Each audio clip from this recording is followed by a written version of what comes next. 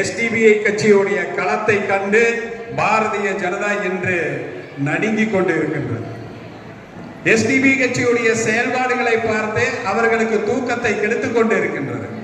அதனால்தான் இன்று தேசம் முழுவதும் எஸ்டிபிஐ கட்சியுடைய அலுவலகங்களில் இடி என்ற பெயரில் தேடுதல் வேட்டைகளை செய்து கொண்டு இருக்கின்றார்கள்.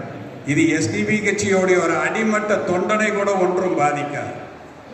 நீங்கள் எந்த அளவிற்கு எஸ்டிபி கட்சியுடைய அந்த அலுவலகங்களில் 14 மாநிலங்களில் உள்ள அலுவலகங்களில் நீங்கள் தேடுதல் வேட்டை நடத்தினாலும் அங்கு ஒன்றுமே கிடைத்திருக்காது. ஏன்னா எங்களுடைய தலைவர்கள் சொன்ன மாதிரிதான், நாங்கள் கோடியில் புரள்பவர்கள் அல்ல, கொடிகளில் புரளுவர்கள் என்பதை தெளிவாக சொன்னார்கள். இங்க எதுவுமே கிடைக்கல. இவர்கள் அச்சுறுத்த வேண்டும் என்பதற்காகவே எஸ்டிபி கட்சியுடைய தேசிய தலைவரை கைது செய்கிறார்கள். பாரதிய ஜனதா நினைச்சுக்கிட்டு இருக்குது, எஸ்டிபி கட்சியுடைய தேசிய தலைவரை கைது செய்துட்டா அப்படியே ஒண்ணும் இல்லாம எஸ்டிபி கட்சி ஆயிரம். நிச்சயமா ஆகாது. ஒரு தலைவரை கைது செய்தால் 1000 தலைவர்கள் இங்கிருந்து உருவாகக்கூடிய இடத்தில் எஸ்டிபி இருக்கிறது.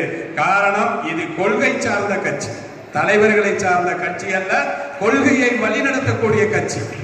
இந்த கட்சியுடைய முக்கிய கொள்கையை இந்த தேசத்தின் நீதியால் கட்டமைக்கப்பட வேண்டும்.